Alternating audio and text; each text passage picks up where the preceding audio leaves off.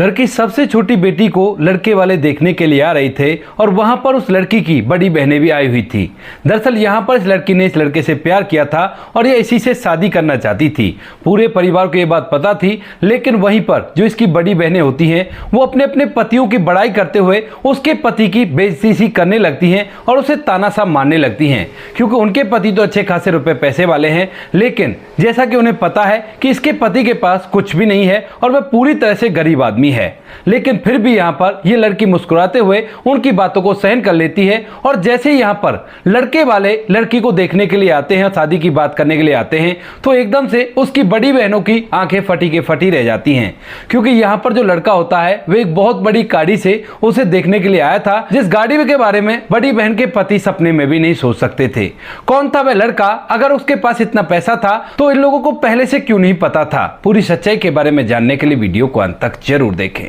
राजस्थान के जयपुर के एक गांव के अंदर एक परिवार रहा करता है। परिवार के अंदर माता पिता और उनकी 3 बेटियां हैं। बड़ी बड़ी दोनों बेटियों की शादी हो चुकी है और वह अपने पतियों के साथ खुशियों से जीवन व्यतीत कर रही हैं। यहाँ पर जो सबसे छोटी लड़की होती है उसका नाम श्रेया होता है और श्रेया के पिता इस गाँव के प्रधान रहा करते हैं और बड़ी मेहनत और ईमानदारी से काम किया करते हैं, बिल्कुल भी पैसा इधर से उधर गबन नहीं किया करते। तो यहाँ पर उनके पिता की गाँव में काफी सारी इज्जत है और यहाँ पर जो पिता होते हैं उनको केवल 3 बेटियां हैं, तो इसी वजह से माता पिता ने सभी को अच्छी तरह से पढ़ाया लिखाया है और बड़ी बेटियों की शादी कर दी है। अब छोटी बेटी का नंबर है तो वह जयपुर के अंदर एक कॉलेज में पढ़ने के लिए जाया करती है। सब कुछ अच्छी तरह से चल रहा था, कोई भी कैसी भी दिक्कत नहीं थी, लेकिन तभी एक दिन जब श्रेया अपनी सहेलियों के साथ मार्केट घूमने के लिए जाती है तो वहां पर श्रेया की मुलाकात एक लड़के से होती है जो कि देखने में काफी ज्यादा खूबसूरत था और वह साइकिल से कहीं जा रहा था। दरअसल सामने से वह लड़का आ रहा था और इधर से श्रेया अपनी सहेलियों के साथ मार्केट में जा रही थी, तो उसी दौरान दोनों का आमना सामना हो जाता है और दोनों की नजरें कुछ पल के लिए मिल जाती हैं। यहां पर माहौल एकदम थमसा गया था, लेकिन तभी जो श्रेया की सहेलियां होती हैं वो कहने लगती हैं कि क्या हुआ, आगे बढ़, यहां पर खड़ी खड़ी क्या शाम करेगी। अब इस बात को सुनकर श्रेया को होश आता है और उसके बाद जो श्रेया होती है वो मुस्कुराते हुए आगे बढ़ने लगती है और इधर जो दूसरा लड़का होता है वह भी मुस्कुराते हुए अपनी साइकिल को लेकर वहां से निकल जाता है। इसके बाद जो श्रेया होती है उसके दिमाग में उस लड़के की छवि बार बार घूम रही थी। इधर जो वह लड़का होता है वह भी श्रेया को देखकर पूरी तरह से उसी के बारे में सोच रहा था। लेकिन फिलहाल ये दिन ऐसे निकल जाता है और दूसरे दिन जैसे श्रेया कॉलेज जाती है तो दिन भर भी उसी के बारे में सोच रही थी और जैसे ही कॉलेज की छुट्टी होती है तो उसके बाद अपने सहेलियों से दोबारा मार्केट जाने के लिए बोलने लगती है, क्योंकि उसे लग रहा था कि लड़का शायद उसे मार्केट में मिल जाएगा और इसी वजह से वो ऐसा करती है। वह और उसकी सहेली दोबारा से मार्केट में चली जाती है और उस जगह पर जाकर श्रेया बहुत ज्यादा धीमे धीमे चलने लगती है और सोचने लगती है कि मुझे वो लड़का यहीं पर कहीं ना कहीं मिलेगा। इधर जो वह लड़का होता है वह भी अपनी साइकिल को लेकर आज उसी टाइम पर यहाँ पर आ गया था, क्योंकि उसे भी श्रेया की बहुत ज्यादा याद आई थी और वह भी यही सोचकर यहाँ पर आया था कि शायद आज भी वो लड़की मुझे मिल जाएगी। यानी कि इन दोनों के दिल से आवाज आई थी कि तुम वहां पर चलो और वहां पर तुम्हें मिल जाएगी। और इसके बाद जैसे ही लड़का और लड़की दोनों एक दूसरे को देखते हैं तो देखते एकदम से पूरी तरह से हैरान हो जाते हैं, क्योंकि दोनों ने एक्सपेक्ट नहीं किया था, बस उन्हें लग रहा था कि यहाँ पर वो मिल सकता है और आज वो असलियत में मिल गए थे। लेकिन आज जैसे वो एक दूसरे को देखते हैं तो उसके बाद उनकी मुस्कान में एक अलग सा कहना था और जिस कहने को दोनों एक दूसरे को समझ गए थे। उसके बाद जो श्रेया होती है थोड़ी देर तक अपनी सहेलियों के साथ इधर उधर घूमती है और घूमने के बाद अपनी सहेलियों से कहने लगती है कि ठीक है अब मैं चलती हूँ, बहुत देर हो गई है, घर वाले वेट कर रहे होंगे। ऐसा कहकर श्रेया अपनी सहेलियों से दूर हो जाती है और यहाँ पर जो लड़का होता है जिसका नाम आर्यन होता है वह उसके पीछे पीछे चलता रहता है। थोड़ी देर आगे चलने के बाद जो श्रेया होती है वह अपनी साइकिल को रोकती है और रोकने के बाद पीछे मुड़कर आर्यन की तरफ देखने लगती है। अब जैसे श्रेया आर्यन की तरफ देखती है तो उसके बाद आर्यन को एकदम से डर लगने लगता है और उसके बाद वह वहीं पर खड़ा हो जाता है। लेकिन तभी जो श्रेया होती है वो मुस्कुराते हुए उसे इशारा करती है और अपने पास बुलाती है। उसके बाद यहाँ पर दोनों में बातचीत होने लगती है, दोनों एक दूसरे से पूछते हैं। तो यहाँ पर आर्यन बताता है कि वो पीछे से दिल्ली का रहने वाला है और वह यहाँ पर अपने दोस्त के साथ आया है। इसके बाद आर्यन श्रेया से श्रेया के बारे में पूछता है तो वह भी अपने बारे में सब कुछ बता देती है और धीरे धीरे अब ये लोग रेगुलर मिलने लगे थे। अब जैसे इन्हें एक दूसरे से मिलते हुए 10 दिन कंप्लीट होते हैं तो उसके बाद यहाँ पर जो आर्यन होता है वह अपने प्यार का इजहार श्रेया से कर देता देता है और इधर जो श्रेया होती है वह भी अपने प्यार का इजहार आर्यन से कर देती है। दोनों में प्यार का इजहार हो गया था और इसके बाद ये दोनों एक दूसरे के साथ काफी अच्छा समय व्यतीत करते हैं, तकरीबन 20 दिन तक। लेकिन 20 दिन बाद अचानक से जो आर्यन होता है वह एक दिन अपने कमरे में बैठा बैठा बहुत कुछ अपने बारे में सोच रहा था और सोचने लगता है कि मैं श्रेया को बता देता हूं और उस बात को छुपाना बिल्कुल भी ठीक नहीं है। लेकिन कभी उसके दिमाग में ख्याल आता है कि कहीं ये बात पता चलने के बाद वो मुझसे नाराज ना हो जाए और रिश्ता तोड़कर ना चली जाए, क्योंकि अब तक उसने अपने बारे में एक राज उसे नहीं बताया था और उसी राज की वजह से वह ऐसा सोच रहा था। लेकिन फिर भी वो तय कर लेता है कि उसे श्रेया को सब कुछ सच बताना है, क्योंकि वह उसे सच्चा प्यार किया करता था और वह दोनों एक दूसरे से शादी भी करना चाहते थे। तो वह किसी भी तरह से श्रेया को धोखे में नहीं रखना चाहता था और इसीलिए आज जैसे वो श्रेया से मिलता है तो उसके बाद उससे एक जगह चलने के लिए कहने लगता है। श्रेया पूछती है कि क्यों, वहां पर क्यों जाना? तो वह कहता है कि मुझे तुम्हें आज एक जरूरी बात बतानी है, तो मैं वहां पर जाकर ही तुम्हें वह बात बताना चाहता हूं। अब इस बात को सुनकर श्रेया उसके साथ चलने के लिए तैयार हो जाती है और दोनों वहीं से एक बस पकड़ते हैं और उस जगह के लिए निकल जाते हैं। लेकिन तभी अचानक से उस बस का एक भीषण एक्सीडेंट हो जाता है, जिस एक्सीडेंट के कारण यहाँ पर जो आर्यन होता है वह पूरी तरह से बेहोश हो जाता है। श्रेया को तो हल्की फुल्की चोटें आई थी, लेकिन आर्यन को होश नहीं आ रहा था। इसके बाद जो श्रेया होती है वह आर्यन से प्यार किया करती थी और उसने अपने प्यार का इजहार भी कर दिया था। तो यहाँ पर जो श्रेया होती है वो आर्यन को लेकर एक हॉस्पिटल में जाती है और वहां पर जाने के बाद जो डॉक्टर साहब होते हैं वो चेकअप करने के बाद बताते हैं कि अब ये होश में नहीं आएगा, क्योंकि ये सीधा कोमा में चला गया है, क्योंकि इसके सर पे बहुत हैवी चोट लगी है। अब इस बात को सुनते ही श्रेया के पैरों तले से जमीन खिसक जाती है, लेकिन फिर भी वह उसका इलाज कराने के लिए कहती है, क्योंकि श्रेया आर्यन से सच्चा प्यार करने लगी थी।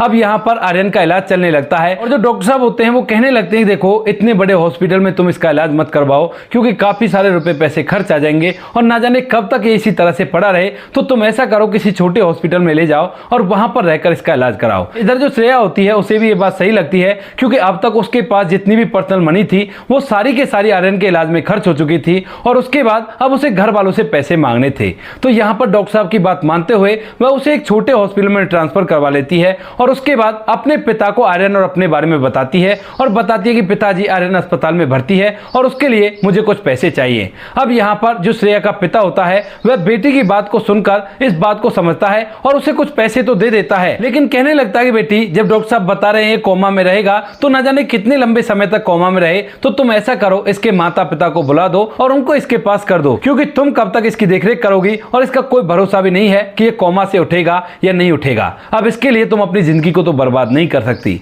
ऐसा कहकर पिता तो वहां से चले जाते हैं, लेकिन इस बात से श्रेया को बड़ा ही दुख होता है, क्योंकि वह मन ही मन उसे अपना जीवन साथी मान चुकी थी और यहाँ पर पिताजी उससे अलग होने के लिए बोल रहे थे। तो इसके बाद जो श्रेया होती है अब अपने पिता से पैसा नहीं मांगती है, अपनी बहनों से पैसा मांगने लगती है। जब उसकी बहन इस बात को सुनती है कि वह एक लड़के से प्यार किया करती है और वह काफी ज्यादा गरीब है, तो बहनें उसे पैसा देने से तो मना कर ही देती हैं, लेकिन ऊपर से उसे ज्ञान भी बांटने लगती हैं। कहती है कि कौन है ये, कहां से आया है और इसके माता पिता कहां हैं। तो श्रेया को उसके माता पिता के बारे में कुछ भी नहीं पता था और वह तो केवल ये जानती थी कि ये दिल्ली का रहने वाला है, लेकिन दिल्ली में उसके एड्रेस का उसे बिल्कुल भी नहीं पता था। इस बात को सुनकर जो उसकी बहनें होती हैं वो उसे ताना सा मारने लगती हैं, क्योंकि श्रेया ने उन्हें बता दिया था कि मैं इसी से शादी करना चाहती हूँ और इससे प्यार किया करती हूँ, इसी वजह से मैं इसकी देखरेख यहाँ पर कर रही हूँ। बहनें कहती हैं कि तू इस गरीब के चक्कर में क्यों पड़ रही है, अगर इसके पास थोड़ा बहुत भी पैसा होता तो ये तुझे अपनी असलियत बता चुका होता और ये एक धोखेबाज है, इसका साथ छोड़ दे और इसके साथ कुछ भी नहीं मिलने वाला। लेकिन यहाँ पर श्रेया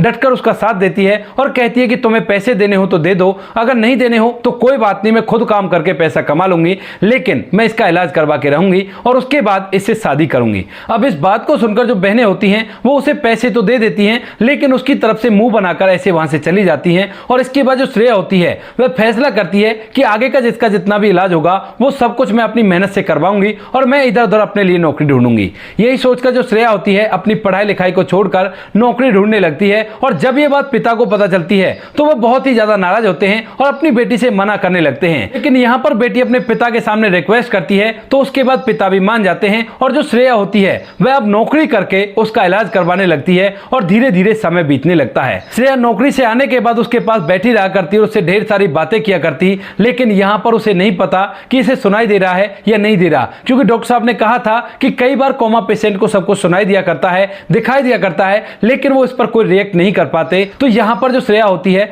वो उसे ढेर सारी बातें करती है अपने घर परिवार की, अपने माता पिता की, और क्या क्या उसके माता पिता और उसकी बड़ी बहनें कह रही हैं वो सारी बातें यहाँ पर आर्यन को सुनाती है। धीरे धीरे यहाँ पर श्रेया को नौकरी करते हुए तकरीबन 6 महीने बीत जाते हैं और इन 6 महीनों के बीच में में उसने बहुत कुछ झेला है, बहुत कुछ परेशानियों का सामना किया है, क्योंकि जहां पर भी वह नौकरी किया करती वहां पर लोग उसका गलत फायदा उठाना चाहते थे और इसके बाद उसे जल्दी से जल्दी नौकरी बदलनी पड़ा करती, वो भी आर्यन के लिए और उसकी देखरेख के लिए। लेकिन फिर भी प्यार की खातिर वो इन सभी चीजों को सहन करते हुए जैसे तैसे समय व्यतीत कर रही थी। और तभी एक दिन हॉस्पिटल से फोन आता है कि आर्यन को धीरे धीरे होश आ रहा है, उसने अपना हाथ हिलाया है और आंखों की पुतलियों को इधर उधर करने लगा है। इस बात को सुनकर श्रेया बड़ी खुश होती है और उसके बाद सीधा आर्यन से मिलने के लिए पहुंच जाती है। वहां पर जाने के बाद वह उसकी अच्छे से देखरेख करती है और आर्यन भी उसको गर्दन हिलाकर इशारा कर रहा था, लेकिन अभी तक वह अच्छी तरह से नहीं बोल पा रहा था। अब डॉक्टर साहब उसको दवाई लगाते हैं और दवाई लगाने के दौरान जो आर्यन होता है वो धीरे धीरे पूरी तरह से ठीक हो जाता है और अब वह श्रेया से बात करने लगता है।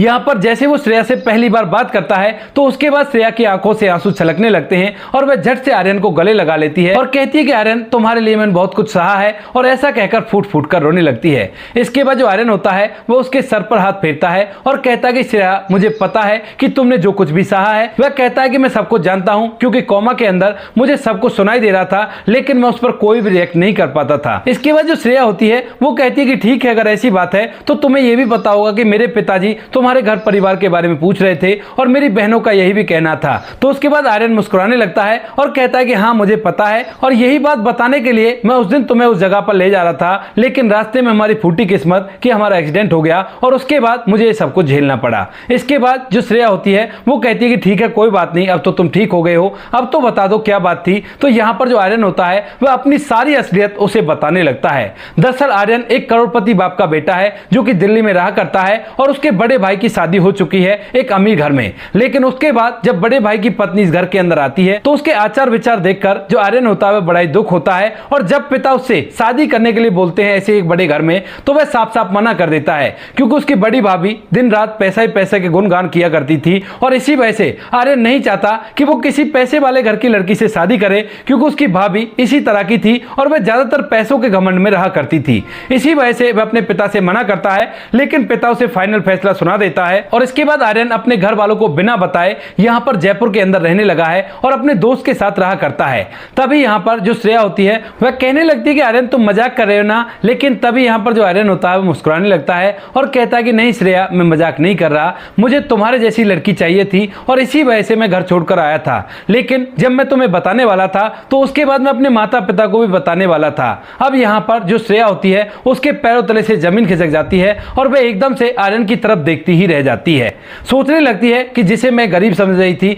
वो तो एक करोड़पति निकला और अब इससे आगे क्या होगा। लेकिन तभी जो आर्यन होता है वो कहता है कि श्रेया, क्या हुआ, क्या तुम्हें ये बात बुरी लगी? तो श्रेया कहने लगती है कि नहीं, ऐसी कोई बात नहीं है। तो आर्यन कहता है कि तुम मुझसे शादी करोगी ना? तो यहाँ पर श्रेया हाँ में सर हिलाती है और इसके बाद दोनों एक दूसरे के गले लिपट जाते हैं। इसके बाद जो आर्यन होता है वो कहता है कि ठीक है, तो अपने घर वालों से शादी की बात कर लो, मैं भी अपने घर वालों से बात कर लेता हूँ और उसके बाद मैं तुम्हारे घर तुम्हारे रिश्ते की बात करने के लिए आऊंगा। इसके बाद श्रेया बड़ी खुश हो जाती है और अपने पिता से जाकर कहने लगती है कि पिताजी, मैं उस लड़के से शादी करना चाहती हूँ और वो अपने माता पिता के साथ हमारे यहाँ पर रिश्ते की बात करने के लिए आ रहा है। अब पिता को ये रिश्ता मंजूर तो नहीं था, लेकिन बेटी उससे प्यार कर चुकी थी, तो इसके बाद वह भी इस बात के लिए हामी भर लेता है। आर्यन और श्रेया दोनों मिलकर एक दिन तय करते हैं और उस दिन जो आर्यन होता है वह अपने माता पिता से यहाँ पर उसके घर शादी की बात करने के लिए जाने के लिए बोलने लगता है। लेकिन जैसे आर्यन के पिता सुनते हैं कि वो एक गरीब लड़की है और उससे शादी करना चाहता है, तो उसके बाद वो उससे मना करने लगते हैं, कहते हैं कि नहीं बेटा, ऐसे घर में तुम्हारी शादी नहीं हो सकती। लेकिन जैसे आर्यन अपने बारे में पूरी बात अपने पिता को बताता है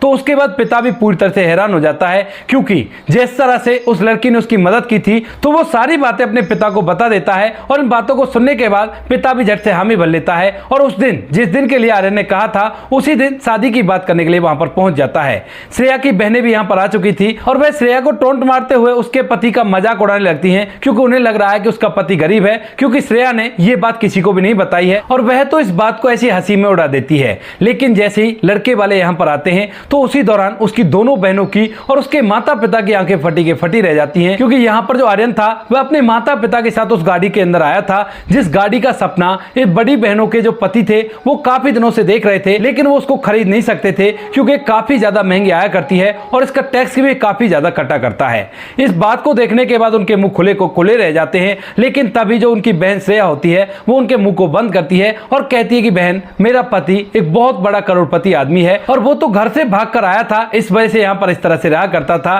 क्योंकि उसके पिता उसकी एक अमीर लड़की से शादी शादी कराना चाहते थे। अब इस बात को सुनकर बहनों को बिल्कुल भी विश्वास नहीं होता, लेकिन जो सामने था उसे देखकर उन्हें विश्वास करना पड़ता है। इसके बाद यहाँ पर जो श्रेया के पिता होते हैं वह लड़के के पिता से बातचीत करने लगते हैं और बातचीत के दौरान जो आर्यन का पिता होता है वह श्रेया के पिता को पूरी बात बताने लगता है और इस पूरी बात को सुनकर श्रेया का पिता पूरी तरह से हैरान हो जाता है। लेकिन तभी जो आर्यन के पिता होते हैं वो उसकी हैरानी का कारण जान चुके थे, क्योंकि बेटे ने उन्हें सब कुछ बता दिया था कि मैंने इस तरह से इस लड़की से प्यार किया था और इसके घर वालों को कुछ भी नहीं पता है। तो उसके बाद वह सारी कहानी उसे बता देते हैं और कहते हैं कि इसी वजह से हम लोग राजी हो गए, क्योंकि जो लड़की शादी से पहले प्यार करने के दौरान ही इतना देखभाल कर सकती है तो उससे अच्छी लड़की हमारे बेटे को नहीं मिल सकती, और इसी से हम अपने बेटे की शादी कराना चाहते हैं। इसके बाद श्रेया का पिता भी इस बात के लिए मान जाता है और यहाँ पर दोनों परिवारों की सहमति से दोनों की धूमधाम और रीति रिवाजी के साथ शादी हो जाती है। शादी होने के बाद जो श्रेया होती है वो अपने ससुराल में दुल्हन बनकर जाती है और वहां पर चकाचौंध देखकर उसकी आंखें फटी के फटी रह जाती हैं,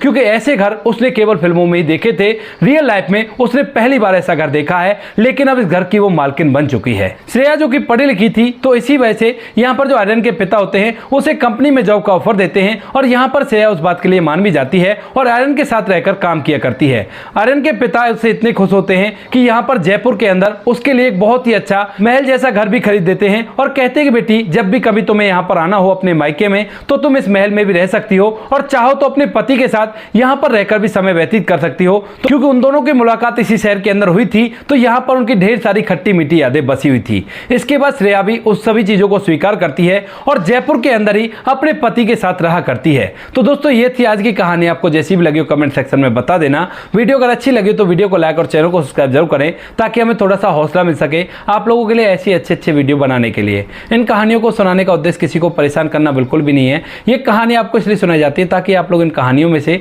कुछ ना कुछ सीख सको और अपने जीवन में उस चीज को अप्लाई कर सको। मिलते हैं किसी नेक्स्ट वीडियो नए टॉपिक के साथ, तब तक के लिए जय हिंद, जय भारत, जय हिंदुस्तान।